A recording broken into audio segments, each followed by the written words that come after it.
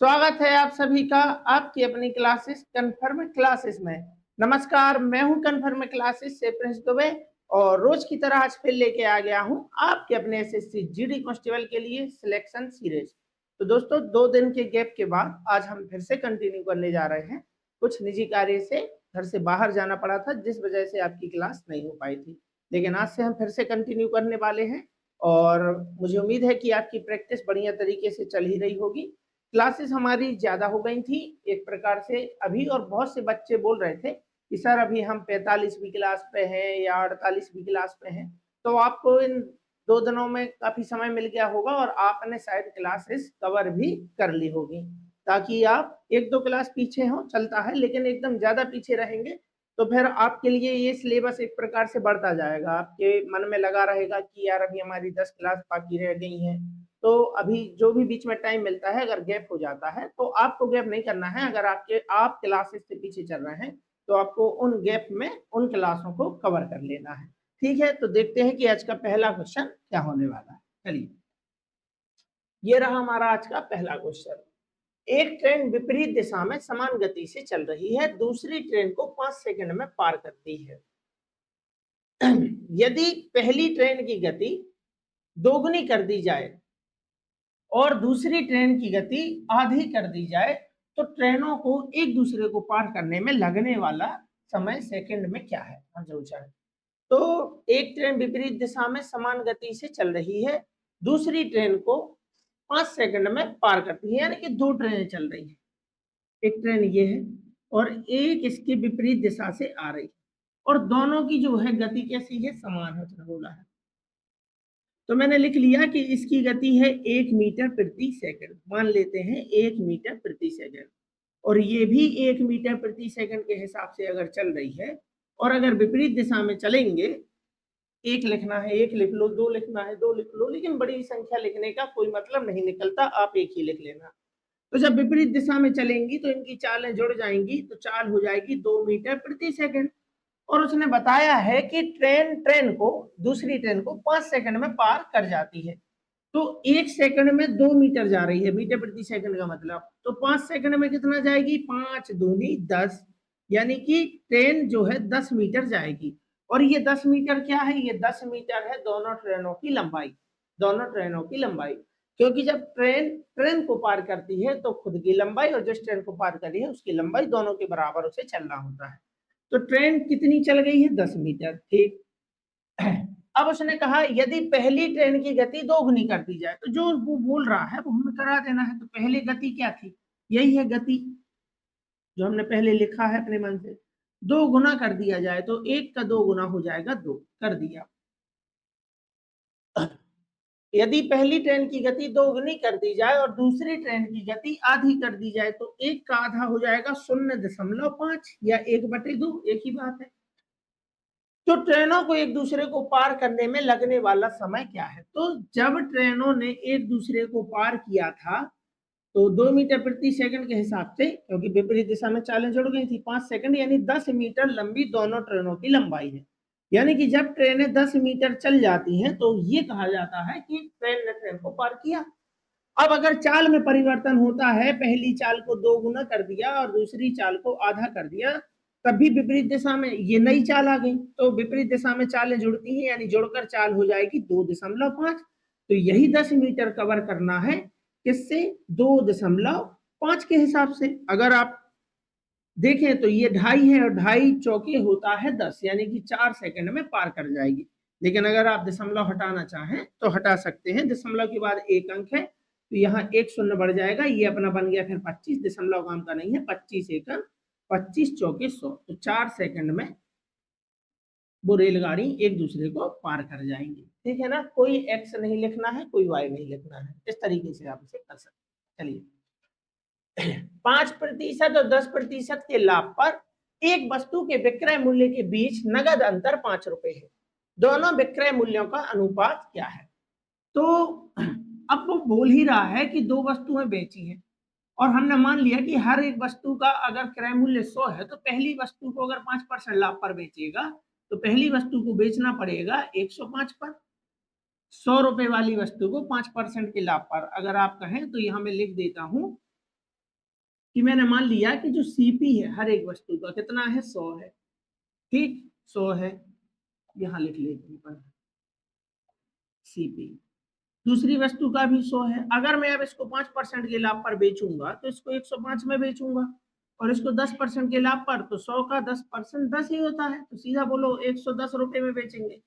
Sir इस 5 रुपए का क्या करना है, कुछ नहीं करना है। क्यों नहीं करना है, किसी ने हमसे वैल्यू थोड़ी पूछी, ना किसी ने हमसे विक्रय मूल्य पूछा है, ना क्रय मूल्य पूछा है, हमसे तो पूछा है अनुपात, और अनुपात बनाने के लिए हमें वैल्यू की जरूरत नहीं पड़ेगी, परसेंटेज से हमारा काम चल जाएगा।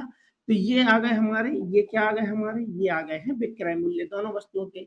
इसका 105 है, इसका 110 है, कटता है काट दो, तो 5 से जाएगा, 5 दूनी 10, 5 एकम 5, 5 दूनी 10 बचा 1, 5 दूनी 10, यानी विक्रय मूल्यों का जो अनुपात है वो 21:22 होगा।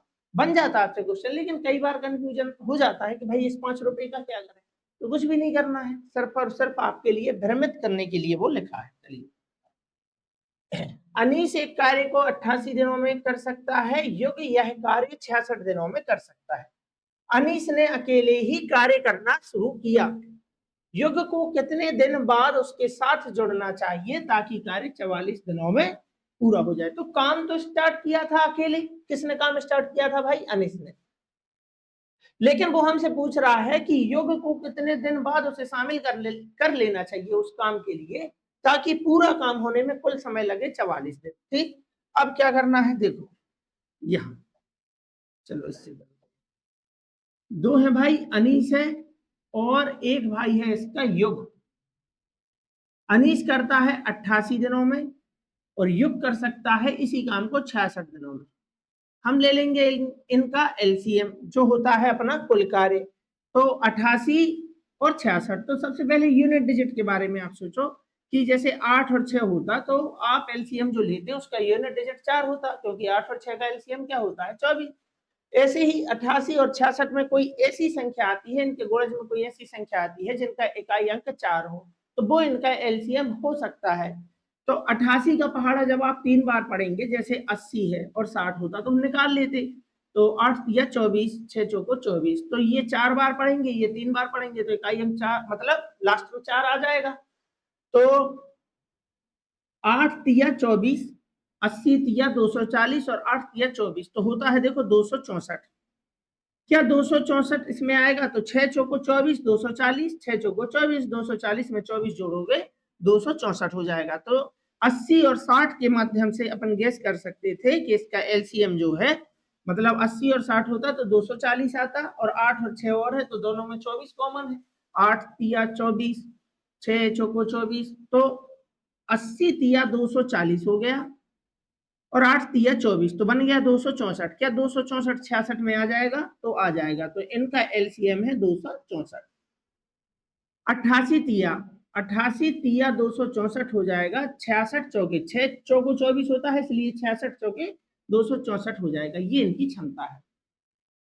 अनीस ने काम स्टार्ट किया है और युग बीच में शामिल हुआ है, पता नहीं कब हुआ है, और हमसे कहा गया है कि काम जो है वो 44 दिनों में हो गया था।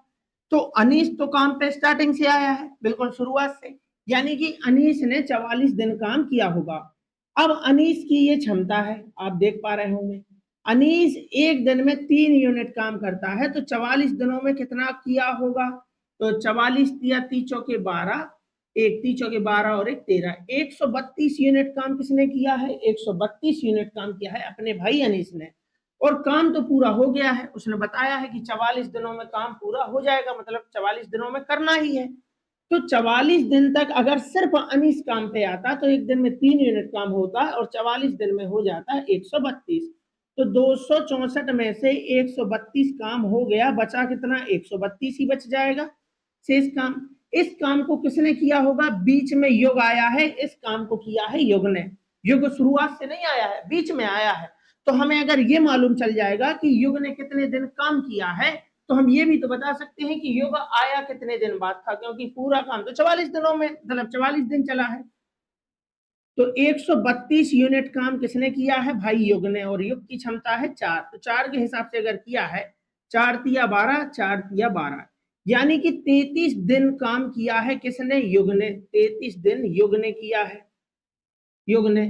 तो हमसे क्या पूछा है कि उसने कितने दिन काम किया है? नहीं, हमसे पूछा युग को कितने दिन बाद उसके साथ जुड़ना चाहिए। तो भाई 44 दिन का काम था, 44 दिन का काम था, 33 दिन इसने किया है, 33 दिन इसने किया है, तो बचे कितने? 11। यानी कि ये काम स्टार्ट होने के 11 दिन बाद आया है, और फिर उसने उसके बाद 44 दिन तक काम चला है, 44 दिन तक काम चला है। 33 दिन इसने किया है, लेकिन ये शुरुआत से नहीं आया है, यहां से लेके यहां तक 44 दिन हो गए ऐसा मान लो। अब वो आया है यहां से लेके यहां तक, उसने 33 दिन काम किया है, तो कितने दिन नहीं किया है, कितने दिन बाद आया? तो वो शुरुआत से लेके यहाँ आया है, यानी कि 11 दिन बाद आया है, ठीक है ना। तो 44 दिन का काम था, 33 दिन तक योग ने किया है, बीच में शुरुआत में नहीं आया था, तो 44 में से 33 गया, बच गए कितने? 11। यानी कि 11 दिन योग काम पर नहीं आया है, 11 दिन तक अनीस अकेले काम करता रहा। और हमसे पूछा है कि योग कितने दिन बाद आया है, तो योग आया है 11 दिन बाद, तो ऑप्शन नंबर बी हमारा आंसर हो जाएगा, ठीक है ना। चलिए, ए, बी और सी एक क्रिकेट टीम के 3 बल्लेबाज हैं, एक निश्चित मैच में उनके द्वारा बनाए गए रनों का अनुपात हमें दे रखा है। कौन कौन है भाई? अपना भाई ए, बी और सी है। तो ए और बी का रेशियो दिया है 6:7। फिर हमें बी और सी का दिया है, कितना दिया है? 5 और 6। हम तीनों का पहले अनुपात बना लेंगे, अनुपात का आसान सा क्वेश्चन है जो हम कर सकते हैं। तो बी का रेशियो कभी 7 दिया है और कभी बी का रेशियो दिया है 5, तो हम पहले बी का रेशियो बराबर कर लेंगे, ठीक है ना। हमसे पूछा क्या है? बी के द्वारा बनाए गए रनों की संख्या कितनी है, तो हम विभाजिता के नियम से भी कर सकते थे, यानी कि जो 5 से कटेगा, जो 7 से कटेगा, वो हमारा आंसर होगा। तो यानी कि देखा जाए तो ऑप्शन नंबर सी और ऑप्शन नंबर डी हमारा आंसर नहीं होगा। अब कौन सा होगा? तो ये 5 से दोनों कट रहे हैं, अब बाकी बचा क्या? 7, क्योंकि बी का जो अनुपात है, बी का अनुपात कहीं पे 7 है और बी का अनुपात कहीं पे क्या है? 5। तो आंसर जो भी होगा वो 5 से भी कटेगा, 5 का भी गुणज होगा, क्योंकि इसका अनुपात जो है बी के अनुपात में कभी 7 लिखा है, कभी 5। तो 7 और 5 से जो नंबर कट जाएगा वो हमारा आंसर होगा। तो 7 तिया 21, बचा 5, 7 पंचे 55, 7 चौके 28, शून्य का शून्य, तो दोनों कट रहे हैं, ए भी और बी भी, इसलिए हमें ये पूरा सॉल्व करना पड़ेगा। तो ऊपर गुणा कराएंगे किसका? 5 का, और नीचे गुणा कराएंगे 7 का। क्यों कराएंगे? क्योंकि बी का अनुपात 2 बार दिया है, कभी 7 कभी 5। तो भाई क्लियर कर दो ना, 5 है कि 7 है, तो क्लियर होता है बराबर करके। तो बराबर किसको करना है? बी को। जिसको बराबर करते हैं उसी की संख्या ऊपर नीचे कर लेते हैं। तो इधर 5 का गुणा होगा, 5 छक्के 30 और 5 सत्ते 35, 7 पंचे 35 हो गया बराबर, 7 6 42, तो 42 बस यहाँ लिख दो, एक लाइन में आपका अनुपात आ गया। अगर किसी एक पहाड़ी से कटता है तो काट दो, नहीं कटता है तो कोई बात नहीं। तो 30 और 30 60 और 40 100 और 5 और 2 60, तो हो गया अपना कितना? 160। उनके हिसाब से कुल रन दिए हैं 856, 856। अपने हिसाब से कुल रन हो गए 160। चाहिए क्या? हमें चाहिए है बी के द्वारा बनाए गए रनों की संख्या, जो कि है 35। यहां लिखेंगे 35। 107 एकम, इससे जाएगा देखो 8 बार, कैसे? 100 अट्ठे 800, 7 8 56, तो 800 और 56, 856 हो गया। 8 गुणा 35 करेंगे, 8 पंचे 40, 4 8 या 24 और 4 28, आंसर हो जाएगा 280, ऑप्शन नंबर बी, ठीक है ना। तो आप इस तरीके से कर सकते हैं। चलिए, एक शहर में 12,000 मतदाता हैं, उनमें से 30% ने ए को, 25% ने बी को और 40% ने सी को वोट दिया। उन मतदाताओं की संख्या ज्ञात कीजिए जिन्होंने इन तीनों प्रतिभागियों में से किसी को भी वोट नहीं दिया। तो भाई 30% ए को दे गए वोट, 25% बी को दे गए, तो 30 और 25 कितना हो गया? 55 हो गया ना, 55 हो गया, और 40, तो 55 और 40 हो गया 95। और हर संख्या अपने आप का 100% होती है, जैसे कुल मतदाता 100% थे, कुल मतदाता कितने थे? 100 थे। 100% लिखना है प्रतिशत लिख लो, 100 लिखना है 100 लिख लो। जिनमें से 95% ने मत का प्रयोग किया है, तो 100 का 95% कितना होगा? 95 ही होगा। तो बचा कितना? 5, यानी 5 ने किसी को भी वोट नहीं दिया है। तो बस यही चाहिए था, यानी कि अगर ये बात हम प्रतिशत में बोले तो 100% है, 95% ने वोट दिया है, तो 5% ने नहीं दिया। तो हमसे क्या पूछा है? किसी को भी वोट नहीं दिया। मतलब 12,000 का 5% लोगों ने किसी को वोट नहीं दिया, तो 12,000 का 10% क्या होता है 1200, और 1200 का 5% यानी 1200 का आधा, 10 का आधा चाहिए ना, तो पहले 10% निकाल लो, हो गया 1200, और 1200 का आधा होता है 600, और इस सवाल का आंसर हो जाएगा 600। सिंपल सी बात थी कि 5% लोगों ने मतदान नहीं किया है, तो 12,000 का 5% आपको बताना है। चलिए, एक वॉशिंग मशीन के अंकित मूल्य पर 10% की छूट देने के बाद उसका मूल्य 28,800 रुपए है। यदि कोई छूट नहीं दी जाती है तो दुकानदार को 25% का लाभ होता है। वॉशिंग मशीन का क्रय मूल्य कितना है? तो वॉशिंग मशीन पर 10% की छूट देने के बाद, यानी कि अगर 10% की छूट देता है तो 10% का मतलब होता है 1/10। तो ये बात कर रहे हैं हम छूट यानी कि डिस्काउंट की। तो छूट अगर 10% है उसकी हम भिन्न बनाते हैं 1/10। अब बट्टा किस पर दिया जाता है? तो बट्टा क्रय मूल्य पर नहीं देते, बट्टा विक्रय मूल्य पर नहीं देते, बट्टा देते हैं अंकित मूल्य पर, मतलब प्रिंट रेट पर, जो प्रिंट में लिखा होता है उसी पर आपको परसेंटेज वो लेस करके देता है वस्तु। तो बट्टा मिलता है मार्केट प्राइस पर, तो नीचे वाली संख्या मार्केट प्राइस हो गई, और 1 रुपये इसका डिस्काउंट हो गया, मतलब 10 में से 1 कम कर लिया, तो वस्तु को कितने में बेचा है? तो वस्तु को बेचा है 9 में। वस्तु को कितने में बेचा है? 9 में। के बाद उसका मूल्य 28,800 रुपए हो जाता है। यदि कोई छूट नहीं दी जाती है तो दुकानदार को 25% का लाभ होता है। तो 10 की वस्तु 1 के डिस्काउंट पर उसने क्या कर दी है के बाद उसका मूल्य 28 हो जाता है, मतलब बेच दी है, तो इतना हो गया। ये हो गया अपना एसपी हो गया। ठीक, यदि कोई छूट नहीं दी जाती है तो दुकानदार को 25% का लाभ होता है। अब लाभ तो हो रहा है कितने परसेंट का? 25% का। तो 25% का मतलब होता है 1/4, यानी 4 की वस्तु कितने में बेचेगा? 5 में। तो उसने कहा है कि कब होता है 25% का लाभ? जब कोई छूट नहीं दी जाती है। तो जब आप छूट नहीं देते हैं तो आप वस्तु को किस पर बेचते हैं? विक्रय मूल्य पर थोड़ी बेचते हैं। आपने जितना ग्राहक को रेट बताया था आपने उतने में ही बेच दी। तो जब आप छूट नहीं देते हैं यानी कि आपने वस्तु को बेच दिया है मार्केट प्राइस पर, तो ये तो हमारा क्रय मूल्य है, लेकिन ये आपका क्या है? ये आ गया आपका मार्केट प्राइस। ये आ गया आपका मार्केट प्राइस। क्यों? 4 की वस्तु 1 के लाभ पर बेची तो कितने में बेची? 5 रुपए में। अब आप कहेंगे सर 5 में बेची तो ये तो आपका विक्रय मूल्य हुआ, बिल्कुल हुआ, लेकिन जो विक्रय मूल्य है, जो विक्रय मूल्य है वही अंकित मूल्य है, क्योंकि हमसे सवाल में कहा गया है यदि कोई छूट नहीं दी जाती है, तो छूट जब आप नहीं देते हैं इसका मतलब है कि आपका जो विक्रय मूल्य है वह क्या है? वो अंकित मूल्य है। तो अंकित मूल्य हमें 2 बार दिया है, जो 2 बार दिया है उसे बीच में लिखते हैं। तो शुरुआत हम एसपी से कर लेंगे यहाँ पे, यानी कि हम बोलेंगे क्या क्या है हमारे पास? हमारे पास एसपी है, बीच में हम एमपी लिख लेंगे, और फिर यहाँ पे हम लिख लेंगे सीपी। ठीक, तो एसपी कितना है? एसपी 9 है, ये रहा सेलिंग प्राइस, और अंकित मूल्य यानी कि मार्केट प्राइस कितना है? 10। वहां देखेंगे अंकित मूल्य कितना है? अंकित मूल्य मार्केट प्राइस कितना है? 5, क्योंकि अंकित मूल्य पर बेचा है। तब क्रय मूल्य क्या था? तब क्रय मूल्य था 4। तो हमें इसको करना है बराबर, इसको मार्केट प्राइस को, क्योंकि मार्केट प्राइस ऊपर 10 दिया है नीचे 5 दिया है, तो 5 को 10 बनाने के लिए गुणा कराएंगे नीचे 2 का, और 2 का गुणा कराने के बाद ऊपर कोई गुणा नहीं कराना है क्योंकि ऊपर तो पहले से 10 है। 9 10 2 पंचे 10 2 चौके 8। ये पूरी कहानी है कि वस्तु का क्रय मूल्य 8 रुपए था, उसने बेचा कितने में है? मतलब 9 रुपए में बेचा है, और 9 रुपए उसका विक्रय मूल्य होना चाहिए था, लेकिन 9 रुपए उसका विक्रय मूल्य नहीं हुआ है। उसका विक्रय मूल्य कितना है? 10। क्यों? क्योंकि उसने वस्तु को कितने में बेच दिया है? अंकित मूल्य पर बेच दिया है।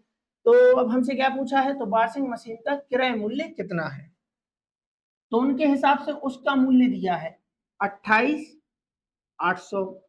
ये कब का मूल्य है? जब इस वस्तु को, वॉशिंग मशीन को 10% की छूट देने के बाद, यानी कि डिस्काउंट के बाद का मूल्य क्या था? 9। तो ये है डिस्काउंट के बाद का मूल्य 9, अपने हिसाब से 9 गुणा चाहिए क्या? हमें चाहिए है वस्तु वॉशिंग मशीन का क्रय मूल्य। क्रय मूल्य मतलब हमें चाहिए है 8, यानी 8 की वैल्यू बताना है। यहाँ बात समझ में आई? 28,800 रुपए क्या है? उसने बताया नहीं खरीदा है कि बेचा है, तो मैंने इसे सेलिंग प्राइस बोल दिया था। क्यों बोल दिया था कि छूट देने के बाद बेचा ही होगा, तो विक्रय मूल्य होना तो था 9 डिस्काउंट के बाद, लेकिन उसने 9 में ना बेच के उसने कितने में बेच दिया, 10 ही में बेच दिया। उसने बताया ना कि जब कोई छूट नहीं दी जाती, जब कोई आप छूट नहीं देते हैं तो वो विक्रय मूल्य नहीं होता, जिस पर आप बेचते हैं वो मार्केट प्राइस ही होता है। तो ये आपका मार्केट प्राइस था। तो उनके हिसाब से डिस्काउंट के बाद जो विक्रय मूल्य था 28,800 था। हमारे हिसाब से डिस्काउंट के बाद विक्रय मूल्य होना था 9, होना चाहिए क्या है, क्रय मूल्य। 9 से जाएगा, 9 तिया 27, 9 दूनी 18, ठीक है ना, एक बचा यहाँ पे 2 शून्य का 2 शून्य, तो 8 दूनी 16, 1 8 तिया 24 और 1 25, 2 शून्य का 2 शून्य, 25,600 इस सवाल का आंसर हो जाएगा, ऑप्शन नंबर सी। ठीक है ना। तो इस बात को ध्यान से देखना है कि जब कोई छूट नहीं दी जाती है तो वो विक्रय मूल्य नहीं होता, वो होता है अंकित मूल्य। चलिए, और ये रहा हमारा अगला क्वेश्चन, और इस टाइप का क्वेश्चन मैं आपको पहले भी करा चुका हूँ और इसकी रील भी है, तो बहुत से बच्चों को आता होगा। आप वीडियो को रोक के क्वेश्चन को कर सकते हैं। दो ट्रेनें एक ही समय पर दो स्टेशनों से शुरू होती हैं और क्रमशः 40 किलोमीटर प्रति घंटे और 45 किलोमीटर प्रति घंटे की गति से एक दूसरे की ओर बढ़ती है, यानी विपरीत दिशा में। तो जब वे मिलती हैं तो पता चलता है कि एक ट्रेन दूसरी ट्रेन से 20 किलोमीटर अधिक चल चुकी है। तो आप देख पा रहे होंगे कि यहाँ जो इनकी चालें दी है, एक ट्रेन की चाल है 40 किलोमीटर प्रति घंटे और दूसरी ट्रेन की चाल है 45 किलोमीटर प्रति घंटे। तो उसने बताया है कि जब वो पता चलता है कि जब भी मिलती है, यानी जब वो ट्रेन एक दूसरे को पार की होंगी या मिली हैं जब, तो एक ट्रेन दूसरी ट्रेन से 20 किलोमीटर अधिक चल चुकी थी। तो अधिक वो इसलिए चली थी क्योंकि ये जो आप दूसरी ट्रेन देख रहे हैं, इसको हम दूसरी ट्रेन बोल सकते हैं, ये अपनी पहली ट्रेन है। तो दूसरी ट्रेन की चाल ज्यादा है। कितनी चाल ज्यादा है, 5। तो इसकी चाल एक्स्ट्रा है, इसलिए इसको एक्स्ट्रा चलना ही पड़ेगा। तो 1 घंटे में 5 किलोमीटर एक्स्ट्रा चलती है, क्योंकि 45 किलोमीटर प्रति घंटे इसकी चाल है और 40 किलोमीटर प्रति घंटे इसकी चाल है। तो जिसकी चाल एक्स्ट्रा है वो एक्स्ट्रा चलेगी। कितना एक्स्ट्रा चलेगी, अरे भाई 1 घंटे में 5 किलोमीटर एक्स्ट्रा चलती है, तो 20 किलोमीटर जब ये एक्स्ट्रा चली है, एक्स्ट्रा अधिक, जो अधिक चली है वहां से पकड़ रहे, 20 किलोमीटर अधिक चली है, किसकी वजह से, क्योंकि इसकी चाल 5 किलोमीटर एक्स्ट्रा थी। तो हर घंटे 5 किलोमीटर एक्स्ट्रा चलती है, तो 20 किलोमीटर एक्स्ट्रा चलने में से 5 के 20, 4 घंटे लगे होंगे। 20 किलोमीटर 5 की चाल से समय निकला है, 5 से कम 5 10 5 15 5 के 20, 5 5 के जितने हिस्से हुए वो समय है। 20 किलोमीटर जाना है 5 की चाल से, तो 4 घंटे में 20 किलोमीटर एक्स्ट्रा लगा। तो ये आ गया हमारा यात्रा का समय, यात्रा का समय। अरे भाई 20 किलोमीटर आप चले हैं एक्स्ट्रा, तो कितने घंटे में चले हैं, 4 घंटे। इसका मतलब ये है कि दोनों ट्रेनें 4 घंटे तो चली गई हैं और 4 घंटे में मिल गई थी। दोनों स्टेशनों के बीच की दूरी हमसे पूछी है। अब हमें मालूम है 40 की चाल से ये वाली ट्रेन निकली है और 45 से वो दूसरी ट्रेन निकली है और चल रही है विपरीत दिशा में, और विपरीत दिशा में चालें जुड़ जाती हैं, तो दोनों चालें हो गई 85 किलोमीटर प्रति घंटे, और 85 किलोमीटर प्रति घंटे की चाल से 4 घंटे में उनकी मुलाकात हो गई है। तो सिर्फ 4 घंटे दौड़ा दो, आपकी दूरी निकल के आ जाएगी। 4 पंचे 20, यहाँ आ गया 2, 4 8 32, 32 और 2 हो गया 4 8 32 और 2 हो गया 34, यानी आंसर है 340 किलोमीटर, ऑप्शन नंबर डी। ठीक है ना। तो बिना पेन उठाए भी आप इसका आंसर बता सकते थे कि ट्रेन एक्स्ट्रा चल रही है 5 और चली कितनी है 20, तो 20 किलोमीटर एक्स्ट्रा कवर करने में 5 की चाल के हिसाब से 4 घंटे लगा होगा, यानी यात्रा का समय 4 घंटे है। और विपरीत दिशा में तो 40 और 85, 40 और 45 दोनों को जोड़ोगे 45, 85 किलोमीटर प्रति घंटे की चाल से 4 घंटे दौड़ा तो आंसर आ जाएगा 340। ठीक है ना। चलिए, ये रहा हमारा अगला क्वेश्चन। ए, बी और सी ने क्रमशः 10,000, 15,000 और 20,000 रुपए का निवेश किया। तो ये साझेदारी का क्वेश्चन है। एक वर्ष के बाद ए और बी में से प्रत्येक ने 5,000 रुपए अधिक निवेश किए, जबकि सी ने 10,000 रुपए निकाल लिए। तो प्रारंभ से 3 वर्ष बाद, यानी कि व्यापार जो चला है वह कितने समय तक चला है, 3 वर्ष। तो मैंने आपको पहले भी 1-2 क्वेश्चन कराए हैं साझेदारी के, और मैंने आपको बोला था कि आपको एक बात याद रख लेनी है कि पूंजी गुणा समय क्या होता है, लाभ का अनुपात, पूंजी गुणा समय।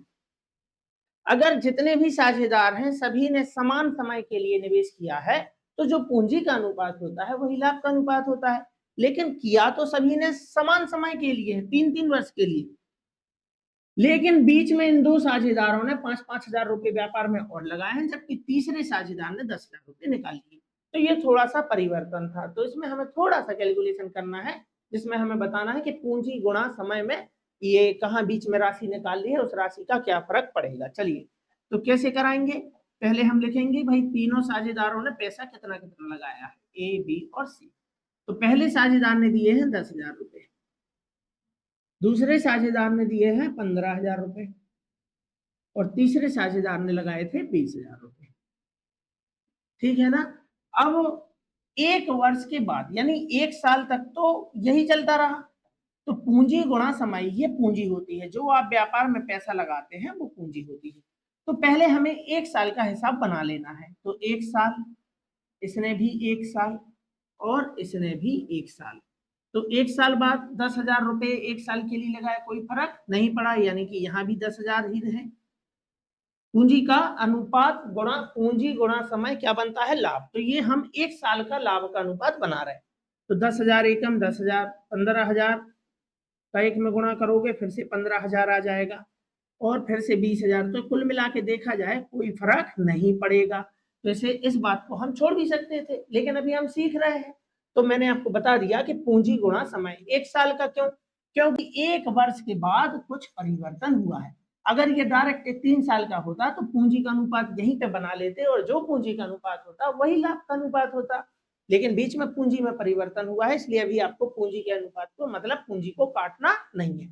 अब क्या परिवर्तन हुआ है तो ये देखो, ए और बी में से प्रत्येक ने 5,000 अधिक निवेश किए। मतलब ये चाहते हैं कि हम 5-5 हजार व्यापार में और लगाएंगे। ये लो भाई, लगा दिया। और तीसरा साझेदार जो है यानी कि सी, वो 10,000 रुपए वापस निकाल लेता है। जो व्यापार में 20 लगे थे उसमें से 10 और वापस ले गया। तो अब इसके व्यापार में रह गए मात्र 10,000 रुपए, इसके व्यापार में हो गए हैं 20,000 रुपए, क्योंकि 15 पहले थे, 5 और दे दिए, और इसके हो गए हैं 15,000 रुपए। 15,000 रुपए है ना? तो अब 15,000 रुपए हो गए। अब उसने बताया कि यहां इसके बाद कितना समय और है? 3 वर्ष और है इसके साथ। इसके बाद 3 वर्ष उसने बोला है, तो 1 वर्ष बीत गया। वहां के बाद 1 वर्ष के बाद क्या हुआ है? 1 वर्ष के बाद 2-2 साल के लिए और निवेश किया है। 2 साल के लिए और निवेश किया है। तो 15 दूनी 30,000। नहीं नहीं नहीं नहीं, अभी 15 दूनी 30,000 हो गया गुणा, ठीक है। 20 दूनी 40,000 और 10 दूनी 20,000। तो इसकी 20,000 रुपए की पूंजी और लग गई व्यापार में। ठीक, इसने टोटल 40,000 रुपए की पूंजी और लगा दी, 15 दूनी 30,000 की पूंजी और लगा दी। तो अगर देखा जाए तो इसने टोटल पूंजी लगाई कितनी है व्यापार में? इसने टोटल पूंजी लगाई कितनी है व्यापार में? किसने? ए ने। तो यहां देखो, ध्यान से देखो, कहां लिखे? यहां लिख ले गए कि ए जो है 10,000 रुपए पहले निवेश कर चुका था। यहां हुआ था 10,000, 1 साल के बाद 15,000, 1 साल तक 20,000।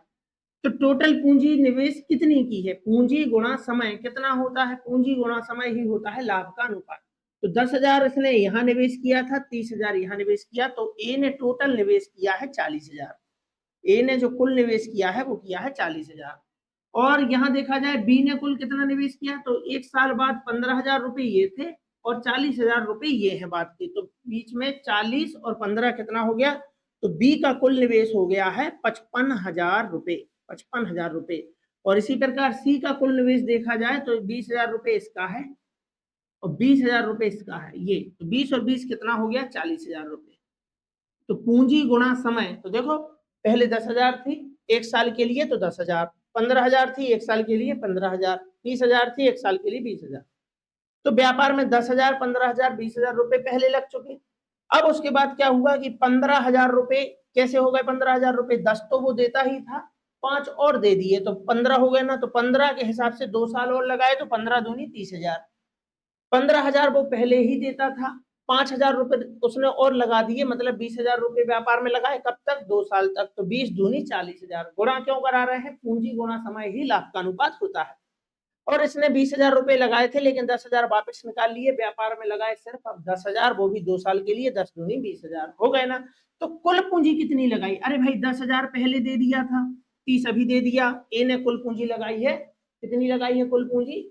40,000। बी ने कुल पूंजी कितनी लगाई है? 55,000। और सी ने कुल पूंजी कितनी लगाई है?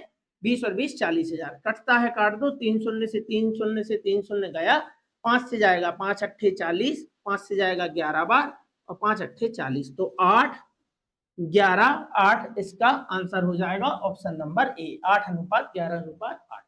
तो अगर ये बीच में छेड़छाड़ नहीं होती तो जो आप ये अनुपात देख रहे हैं यही हमारा लाभ का अनुपात हो जाता है। यानी पूंजी के अनुपात को हम पूंजी का अनुपात बना लेते हैं, तो जो पूंजी का अनुपात होता है वही लाभ का अनुपात होता है। लेकिन अगर बीच में आप पूंजी वापस निकाल रहे हो तो आपको इस तरीके से करना पड़ेगा, ठीक है ना। चलिए, तो आंसर है ऑप्शन नंबर ए, 8:11:8। चलिए, एक ट्रेन स्टेशन पी से शुरू होती है, station Q R S T से होकर चलती है और स्टेशन यू पर पहुंचती है। यह स्टेशन क्यू आर एस और टी पर क्रमशः 2 मिनट, मतलब कौन कौन से स्टेशन है? पी से लेके स्टेशन है कहां तक? यू तक। और बीच में जो स्टेशन यहाँ पे मिल रहे हैं वो है पी के बाद क्यू आर और यहां जाएगा अपना एस टी और लास्ट में है यू। तो उसने बताया है कि यह स्टेशन क्यू आर एस और टी पर 2 मिनट, यानी कि यहां रुक रही है 2 मिनट, फिर 4 मिनट, फिर 6 मिनट और फिर 8 मिनट तक रुकती है। ये मिनट है, इतने इतने समय यहाँ पे रुकी है। पी और यू के बीच की कुल दूरी है 50 किलोमीटर, ठीक, 50 किलोमीटर। यदि ट्रेन स्टेशनों के बीच समान गति से 70 मिनट तक चलती है तो स्टेशन पी और यू के बीच ट्रेन की औसत गति क्या है? तो उसने बताया कि ट्रेन जो है यहां से लेके यहां तक चली तो है, लेकिन कब तक चली है? तो उसने बताया है 70 मिनट तक तो चलती है। 70 मिनट क्या करती है? चलती है। तो ये तो चलती है तब का समय है, लेकिन देखा जाए तो इतने टाइम वो रुकी भी तो है। इसमें रुकने का थोड़ी उसने अभी बताया है, ये 70 मिनट सिर्फ और सिर्फ चलने का है। हमसे क्या पूछा है? हमसे पूछी है ट्रेन की औसत गति। औसत गति का मतलब होता है कि कुल आप कितनी दूरी गए हैं, नीचे आपको लिख देना है कुल समय। औसत मतलब हर एक, तो 1 घंटे में आप किलोमीटर प्रति घंटे में बताना है, तो 1 घंटे में कितना चले, तो भाई कुल दूरी नीचे लिखना है कुल समय। तो 70 मिनट तो सिर्फ चले हैं, उसके बाद 8 से 14 4 18 और 2 20 मिनट, तो 20 मिनट रुके हैं। तो टोटल यहाँ पी से यू तक आने में समय कितना लगा? 70 मिनट तक गाड़ी चली है रेगुलर, ये तो चलने का बताया, और 20 मिनट गाड़ी रुक गई, 20 मिनट गाड़ी रुक गई। तो टोटल समय जो लगा है पी से यू तक पहुंचने में वो लगा है 90 मिनट। 90 मिनट, 90 मिनट का मतलब होता है, अगर इसको हम घंटे में बदल दें, क्योंकि चाल किलोमीटर में दी है, समय जो होना चाहिए वो घंटे में होना चाहिए, तो 90 मिनट को अगर हम घंटे में बदलेंगे तो 60 से भाग कराना पड़ेगा, शून्य से शून्य, और यहाँ हो गया 3 तिया 9, 3 दूनी 6, 3/2 घंटे। तो ये अपना कुल समय आ गया। क्या आ गया? कुल समय यात्रा का। 70 मिनट चले हैं, 20 मिनट रुके हैं, तो टोटल जो समय लगा पीसीयू तक पहुंचने में 90 मिनट। 90 मिनट मतलब 1.5 घंटे बोल सकते हैं आप, 1 घंटे 30 मिनट, तो 1.5 घंटे को 3/2 लिख सकते हो। तो बस 50 में भाग कराना है 3/2 से, तो हम बोलेंगे 50 भाग बनता नहीं, बनता है गुणा, और 3/2 से 2/3, तो कटने वाला है नहीं, तो आगे अपना 50 दूनी 100/3। ऑप्शन नंबर डी हमारा आंसर हो जाएगा। 100/3 किलोमीटर प्रति घंटे हमारी ट्रेन की औसत गति होगी, ठीक है ना। तो कुल दूरी बटे कुल समय, आसान सा क्वेश्चन था, आपके एसएससी जीडी 2022 में आया। चलिए, तो उसने बताया कि 10 लाख रुपए पर 3% प्रति वर्ष की दर से वार्षिक चक्रवृद्धि ब्याज जो है वो 92,727 रुपए है। इसके लिए आवश्यक वर्षों की संख्या बताइए। तो अगर हमें वर्ष निकालना है या दर निकालना है, तो मैंने आपको पहले क्वेश्चन कराया है कि हमें मालूम होना चाहिए मूलधन और हमें मालूम होना चाहिए मिश्र धन। तो मूलधन तो हमें दे रखा है कि मूलधन कितना है अपना 10 लाख, हो गया। उसके बाद ये जो हमें दिया है वो दिया है चक्रवृद्धि ब्याज। तो हमें चक्रवृद्धि ब्याज नहीं चाहिए, हमें चाहिए है मिश्र धन। तो मिश्र धन क्या होता है भाई, मूलधन में आप ब्याज शामिल कर दो। तो 10,00,000 और 92,727, तो 10,00,000 यहाँ 92,727 इसका मिश्र धन होगा। ठीक है भाई, हमने लिख लिया। तो उसने कहा है कि दर जो थी वो है 3%। दर जो है वो 3% है। तो 3% की अगर हम भिन्न बनाते हैं तो भिन्न होती है हमारी 3/100। यानी हमारा जो मिश्र धन है वो 3/100 ये दर है। तो नीचे जो होता है वो मूलधन होता है। क्यों होता है मूलधन? क्योंकि ब्याज की गणना मूलधन पर ही होती है। ये अपना ब्याज होता है 3% मतलब 3/100। 100 पे 3 ब्याज लगेगा, तो ये मूलधन है, ये ब्याज हो गया। ये क्या हो गया? ब्याज। तो भाई आपका मिश्र धन क्या होना चाहिए? मिश्र धन होना चाहिए 103, कटने वाला तो है नहीं। तो यहाँ मूलधन का अनुपात होगा 100 और मिश्र धन का अनुपात होगा 103 होगा। यानी कि अब हमें मालूम करना है कि 100 पे कितने की पावर लगाई जाए। 100 पे कितने की पावर लगाई जाए कि वो 10,00,000 बन जाए, या 103 पर कितने की पावर लगाई जाए कि वो 10,92,727 हो जाए। क्योंकि अगर आपने पहले ही इस टाइप का क्वेश्चन देखा है तो हमारा जो मूलधन और मिश्र धन होता है, मूलधन और मिश्र धन का अनुपात होता है, उस पर पावर लगाने से ही, मतलब जैसे 2 साल है तो 2 की पावर लगाने से मूलधन आना चाहिए, 3 है तो 3 की पावर लगाने से मूलधन आना चाहिए, है ना। तो जितने की पावर होती है वो क्या होता है? समय होता है। जितने की घात होती है वो क्या होता है? समय होता है। अब यानी कि इसका जो रेशियो निकलेगा, इसका जो घनमूल निकलेगा, इसका घनमूल, क्योंकि घनमूल है, वर्गमूल है, जो भी जितने की भी पावर बनाएगा तो वो क्या होगा? इसका मूलधन होगा। तो ये मूलधन और हमने मिश्र धन के अनुपात लिख लिए। यानी कि हमारा जो मूलधन है वो 100 पर किसी ना किसी की पावर लगाने से तो आएगा। ठीक, तो हमने देखा कि यहाँ कितने शून्य हैं, 2 2 4 2 6, 6 शून्य है, मतलब 100 के ऊपर 3 की पावर लगाएंगे तभी 10,00,000 आएगा। तो 103 पर भी 3 की पावर लगाओगे, यूनिट डिजिट से चेक कर लो, 3 का घन 27 होता है, इसलिए देखो 103 का आप 103 पर 3 की पावर लगाएंगे तो लास्ट में यूनिट डिजिट जो आएगा वो 7 ही आएगा। तो हमें यहाँ 100 से मालूम चल गया कि 100 के ऊपर 3 की पावर लगाएंगे तभी 10,00,000 यहाँ पे आएगा, क्योंकि यहाँ 6 शून्य है। 2 शून्य 2 शून्य 2 शून्य 3 बार गुणा कराओगे 6 शून्य आ जाएगा। तो यहाँ जितने की आप ये पावर देख रहे हैं यही है आपका समय। तो हमसे समय ही पूछा था कि समय कितना है, तो आंसर है समय है 3 वर्ष। ठीक है ना? कैसे मालूम किया? अच्छे से समझ लो। मूलधन दिया था, मिश्र धन मैंने बनाया है। कैसे बनाया है? ब्याज को शामिल करके। अब हमारी जो दर थी वो 3% थी, मतलब 3/100। 100 से राशि 103 होगी, तो मैंने यहाँ लिखा 100 और 103। तो ये क्वेश्चन अगर हमने पहले किया है, चक्रवृद्धि ब्याज हमने पहले पढ़ा है, तो उसमें हमने ये देखा है कि मूलधन और मिश्र धन का जो अनुपात होता है वो किसी का वर्गमूल होता है, किसी का घनमूल होता है। 4 वर्ष का होगा तो 4 की पावर लगाने के बाद आएगा। तो मैंने देखा कि 100 पर कितने की पावर लगाएं हम कि वो क्या बन जाए? 10,00,000 बन जाए, क्योंकि इसको जब हमने घनमूल बनाया होगा तो यहाँ तो 100 ही आएगा, है ना। तो मूलधन और जो मिश्र धन होता है उसके अनुपात पर समान पावर आती है, समान घात आती है।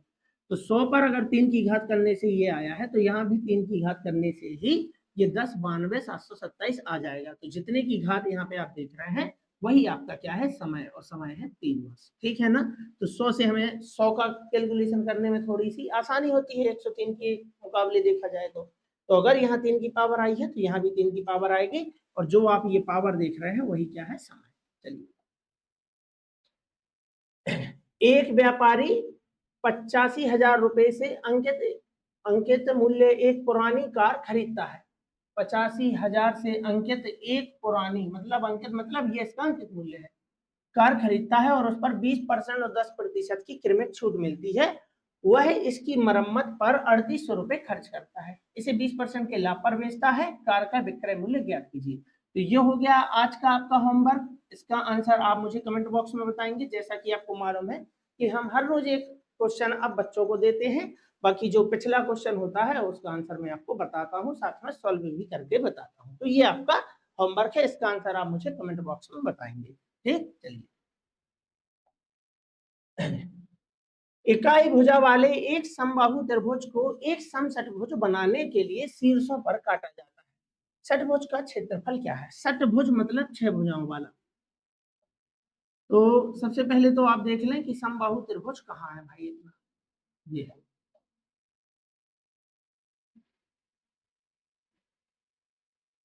ये हो गया अपना समबाहु त्रिभुज। तो वो क्या बोल रहे हैं कि हमें क्या बनाना है? षटभुज बनाना है। क्या इसमें षटभुज है? बनाया नहीं है, कोई बात नहीं, हम बना लेंगे इसे। देखो, ये इस तरीके का बोल रहे हैं वो बनाने का, और वो भी सम। ठीक, यानी कि 1 2 3 4 5 6, 6 भुजाओं वाली एक आकृति बनानी है जिसकी भुजाएं क्या हो? सम षटभुज, मतलब समान भुजाएं हो। ठीक है ना? ध्यान से देखना यहाँ पे जी। फिर से अपन बनाते हैं, इसमें बनाते हैं। देखो, तो किससे बनाना है समबाहु त्रिभुज को? एक सम षटभुज बनाने के लिए शीर्षों पर काटा गया है। यानी अगर मैं इसको यहाँ से काट दूंगा, इसको यहाँ से, तीनों कोनों को अगर मैं काट देता हूँ ये इस तरीके से, तो ये देखो एक आकृति बनी यहाँ पे, ये बनी ना? कैसे बनी ये आकृति? जब मैंने इनके शीर्षों को काटा है। ध्यान से देखो, शीर्ष मतलब इसके तीनों कोनों को अपन काट रहे हैं। यहाँ से काट दिया, यहाँ से काट दिया, और यहाँ से काट दिया। तो ये टुकड़े आप भूल जाओ, जो मैं सिर्फ ब्लैक से यहाँ पे लिख रहा हूँ वो देखो, ये इनको मिलाओ। तो उतनी परफेक्ट तो नहीं बन पाएगी, लेकिन आपको इमेजिन करना है कितनी भुजाएं हो गई। ये जो ब्लैक रंग से मैंने लिखा है वो देखो, तो 1 2 3 4 5 6, 6 भुजाएं हो गई। तो ये सभी भुजाएं हैं समान, क्योंकि मुझे काटना ही ऐसा है। तो यानी देखा जाए तो मैंने इस भुजा का, जो आप बाजू में देख रहे हैं, ये वाली जो भुजा है, इसके मैंने कितने टुकड़े किए हैं? एक टुकड़ा ये यहाँ पे छोड़ दिया, एक यहाँ पे छोड़ दिया, और एक इतना ही ले गए। तो मैंने एक भुजा के कितने टुकड़े किए हैं? 3। एक भुजा के कितने टुकड़े किए हैं? 3। यानी कि समबाहु त्रिभुज की भुजा, जैसे मान के चलो ए है, मैंने इस भुजा को नाम दिया है ए। तो सम षटभुज के लिए जो मैं भुजा दे रहा हूं वो इसका 1/3 होगी, क्योंकि मैंने इसके 3 बराबर टुकड़े किए हैं। ध्यान से सुनोगे तब तो समझ में आएगा, अन्यथा नहीं आएगा। क्वेश्चन आपके जीडी 2022 का क्वेश्चन है। समबाहु त्रिभुज के शीर्षों को काटकर सम षटभुज बनाया है। तो ये टुकड़ा अलग कर दिया, ये वाला अलग कर दिया, ये। तो अगर गौर से आप देखेंगे तो देखो, मैंने इस भुजा के कितने टुकड़े किए? एक टुकड़ा ये अलग कर दिया, एक टुकड़ा ये अलग कर दिया, इतना बस लिया है षटभुज के लिए। तो क्या मैंने एक भुजा के 3 टुकड़े किए हैं? हाँ। लेकिन उसने कहा है कि सम षटभुज बनाना है, मतलब मैंने इस भुजा के समान टुकड़े किए होंगे। अगर इस त्रिभुज की भुजा ए है, त्रिभुज की भुजा क्या है? ए। त्रिभुज की भुजा पूरी साइड की लंबाई जो है वो कितनी है? ए। तो सम षटभुज की भुजा जो होगी इसका 1/3 होगी, क्योंकि मैंने इसके 3 टुकड़े किए हैं। A/3 भुजा है किसकी? किसकी भुजा है? सम षटभुज की। ठीक है ना? ये यहाँ पे लिख देते हैं षटभुज, यानी 6 भुजाओं वाली आकृति। और 6 भुजा कैसी है? ये समान है, तो किसने बोला है सम षटभुज। तो हमें क्या बताना है? सम षटभुज का क्षेत्रफल। दूसरा कॉन्सेप्ट यहाँ से समझेंगे कि अगर यहाँ पे गौर से देखा जाए, ये लो, सिर्फ इतनी आकृति देखना है, ठीक है ना? तो ये जो अंदर आप एक त्रिभुज देख रहे हैं, ये एक समबाहु त्रिभुज ही बनेगा। अगर सम षटभुज में अगर इतनी आकृति को देखें तो ये कौन सा त्रिभुज बनेगा? समबाहु त्रिभुज। और चूंकि यहाँ पे 6 भुजाएं हैं, तो ऐसे ऐसे कितने त्रिभुज बन जाएंगे? कितने त्रिभुज बन जाएंगे? तो गिन के देख लो, 1 2 3 4 5 6। तो 6 सम षटभुज ही बनेंगे। सॉरी, सम षटभुज के अंदर 6 समबाहु त्रिभुज ही बनेंगे। एक समबाहु त्रिभुज को जब आप सम षटभुज में बनाते हैं, तो अंदर जो त्रिभुज बनते हैं, ये जो अंदर त्रिभुज आप देख रहे हैं, ये समबाहु त्रिभुज ही हैं। तो हमें कुल मिला के देखा जाए, हमें चाहिए है सम षटभुज का क्षेत्रफल। तो सम षटभुज का क्षेत्रफल क्या होता है? तो इसके अंदर भी एक समबाहु त्रिभुज होता है, और समबाहु त्रिभुज का क्षेत्रफल होता है √3/4 ए का वर्ग। ए का वर्ग मतलब भुजा का। तो हमें समबाहु त्रिभुज का क्षेत्रफल नहीं चाहिए, हमें चाहिए है सम षटभुज का। तो सम षटभुज का क्षेत्रफल होता है समद्विबाहु त्रिभुज। और ऐसे कितने त्रिभुज हैं? 6। तो एक त्रिभुज का क्षेत्रफल होता है √3/4 ए का वर्ग। और ऐसे कितने त्रिभुज हैं अंदर? 6। तो ये इसका फार्मूला बन गया। बस इस पर हमें वैल्यू लगानी थी, तो वैल्यू हम लगाएंगे यहाँ से। अगर ये देखो कट रहा है तो आप इसे काट सकते हैं, 2 दूनी 4 और 2 तिया 6, यानी कि 3 गुणा √3/2 लिखेंगे हम यहाँ पे। और a का वर्ग मतलब a वर्ग यहाँ किसकी भुजा चाहिए है हम, क्योंकि समषटभुज का क्षेत्रफल निकाल रहे हैं। समषटभुज का क्षेत्रफल होता है 6 गुणा √3/4 a का वर्ग। लेकिन कैसे होता है ये बात मैं आपको बता रहा हूँ कि समषटभुज के अंदर भी समबाहु त्रिभुज ही बनते हैं। और ऐसे कितने त्रिभुज बनते हैं? 6। तो 6 गुणा समद्विबाहु त्रिभुज का क्षेत्रफल। ये मैंने काटा पीटी यहीं पे कर दी। और षटभुज की एक भुजा जो है वो कितनी है? a/3 और a/3। तो 3 से 3 अपना ये कट जाएगा। और यहाँ देखेंगे अपन तो ये आ जाएगा अपना √3 और गुणा a वर्ग, नीचे आ जाएगा 2 गुणा 3। तो हम देख पा रहे हैं कि ऐसा तो हमें ये भी आंसर है, ऐसा तो ऑप्शन में है ही नहीं। तो ऑप्शन में क्या है कि ऊपर √ है ही नहीं, नीचे है। यानी कि हमें इस √3 को खत्म करना पड़ेगा। तो क्या हम √3 को खत्म कर सकते हैं? हाँ। हम कैसे खत्म कर सकते हैं? हम दोनों जगह √3 का क्या करा देते हैं? गुणा। हमें अगर ऊपर का √3 खत्म करना है तो हमें उसी √3 का दोनों जगह गुणा करा देना है। अब उससे क्या होगा? √3 और √3 का दोनों जगह गुणा करा दो। क्यों करा दो? वैसे तो आंसर ये है √3/a का वर्ग, नीचे आ जाएगा 3 दूनी 6। लेकिन इस 3 से हम इस 3 को खत्म करना है और वो है √ में। तो इस √ को खत्म करने के लिए आप √3 का ही दोनों जगह गुणा करा दो, ऊपर भी और नीचे भी। तो √3 और √3 का जब आप गुणा कराओगे तो आ जाएगा सिर्फ और सिर्फ 3।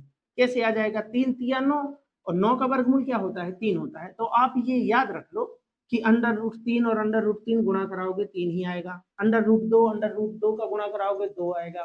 √5 गुणा √5 तो 5 आता है, वर्गमूल खत्म हो जाता है। तो ऊपर तो आ गया 3 a वर्ग, a वर्ग के साथ में था।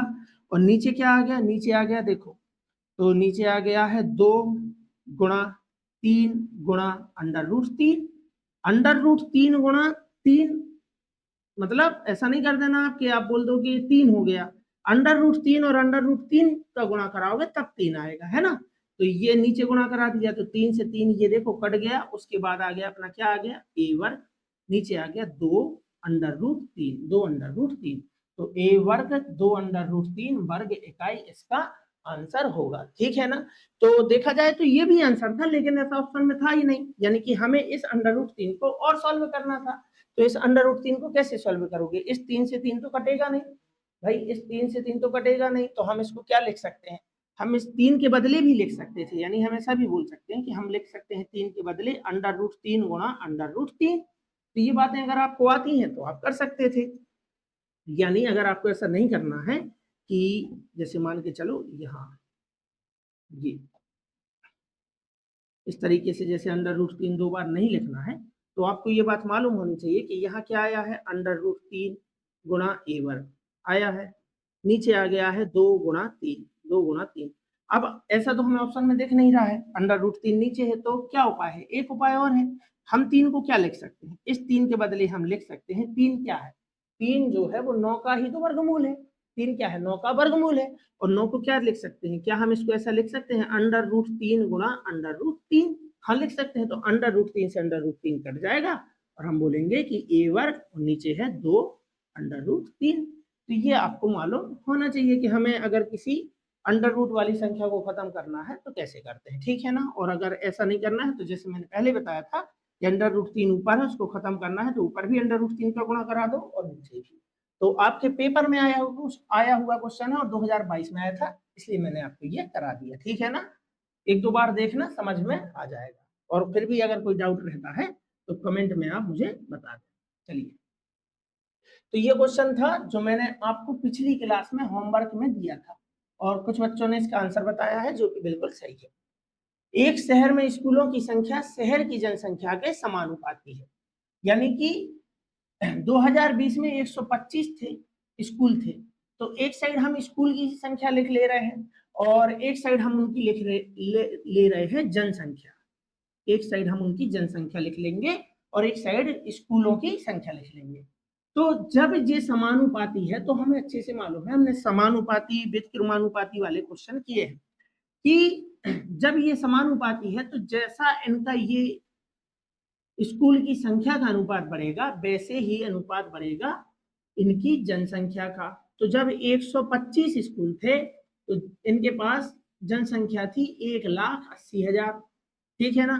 और उसने बताया है कि अब शहर में स्कूलों की संख्या 180 हो गई है, स्कूलों की संख्या, तो ये स्कूल लिख रहे हैं हम यहाँ पे, है ना। और जनसंख्या 2000 तो 20 से 2023 तक शहर की जनसंख्या में कितने प्रतिशत वृद्धि होगी। तो पहले तो ये समानुपात में है, तो अगर हमसे जनसंख्या पूछता, यानी कि पूछता कि वहां की पॉपुलेशन कितनी है, तो हम ऐसे बोलते कि समानुपात है, तो बिल्कुल सीधा सीधा लिखते हैं कि जब 125 स्कूल थे तो जनसंख्या 180 थी, जब 180 स्कूल है तो जनसंख्या कितनी है। अगर हमसे जनसंख्या पूछता तो हम यहाँ एक्स लिखते, पक्षांतर करके हम इसका आंसर बता देते, लेकिन अभी तो नहीं पूछा है, हमसे पूछा है 2020 से 2023 तक की शहर जनसंख्या में कितने प्रतिशत की वृद्धि हुई, क्योंकि हमें 20 और 23 के ही आंकड़े दिए हैं, है ना। तो भाई जो इनके इस अनुपात में वृद्धि होगी वही उनकी संख्या में अनुपात, उनकी जनसंख्या में वृद्धि होगी। क्यों होगी? क्योंकि इसने हमें बताया है कि शहर की जो जनसंख्या है स्कूलों की संख्या के कैसी है, समानुपाती। तो समानुपात का मतलब यही होता है, जिसका अनुपात है वो इसका अनुपात है ना। तो जो वृद्धि यहाँ होगी, जितने प्रतिशत वृद्धि यहाँ होगी उतने ही प्रतिशत वृद्धि यहाँ होगी, यानी हमें बाद वाली 2023 की जनसंख्या निकालने की जरूरत नहीं है अगर हमें सिर्फ वृद्धि का प्रतिशत बताना है तो। यानी हमारा आंसर यहीं से आ जाएगा कि 125 से कितने ज्यादा है ये, तो ये 55 ज्यादा है। कितने ज्यादा है? 55 की वृद्धि हुई है, तो हम बोलेंगे 55 की वृद्धि हुई है कितने पर? 125 पर। यही वृद्धि बनाना है, बन गई भिन्न, बनाना है प्रतिशत, गुणा कराएंगे 100 का। बात समझ में आ रही ना, कि आपको ऐसा नहीं करना है कि 125 की जनसंख्या है, फिर 180 स्कूल के हिसाब से आप पहले जनसंख्या निकालेंगे, फिर यहाँ वृद्धि बताएंगे, फिर उसको प्रतिशत में बदलेंगे। अगर ये बात समानुपात में है तो जो वृद्धि यहाँ हो रही है वही वृद्धि यही होगी, यानी दोनों जगह के प्रतिशत समान होंगे। 25 पंचे 125, 25 चौके 100, 5 से जाएगा अपना ये 11 बार, 11 चौके 44% हमारा आंसर हो जाएगा, यानी ऑप्शन नंबर। तो 44% ही बच्चों ने इसका आंसर किया है। और अगर आपने इस तरीके से नहीं किया था तो ये तरीका बेस्ट है, यानी जो वृद्धि यहाँ होगी वही वृद्धि जनसंख्या में हुई होगी, क्योंकि ये समानुपात में है। तो चलिए फिर यहाँ पे हमारे क्वेश्चन सारे कंप्लीट होते हैं, और ऐसे ही क्वेश्चन के लिए हमारे चैनल को सब्सक्राइब करिए, और हो सके तो अपने दोस्तों तक, अपने भाई बहनों तक चैनल को जरूर शेयर करिए। तो चलिए फिर मिलते हैं किसी और अगली क्लास में, तब तक के लिए आप सभी का बहुत बहुत धन्यवाद।